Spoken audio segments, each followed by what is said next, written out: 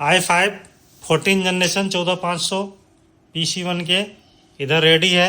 जो भाई को मैंने डेटा दिया वो दिखाता हूँ। आप देख सकते हो यहाँ पे ये डेटा है। आप पीसी के परफॉर्मेंस की बातें करें तो आप यहाँ पे देखिए 14500 प्रोसेसर है, 16 GB का रैम है, DDR5 में है और 2 TB का जो है हार्ड डिस्क लगा हुआ है। सी ड्राइव 500 GB का है जो कि औरस का है।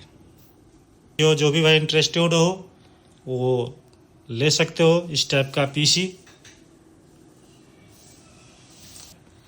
तो आप लोग ले सकते हो।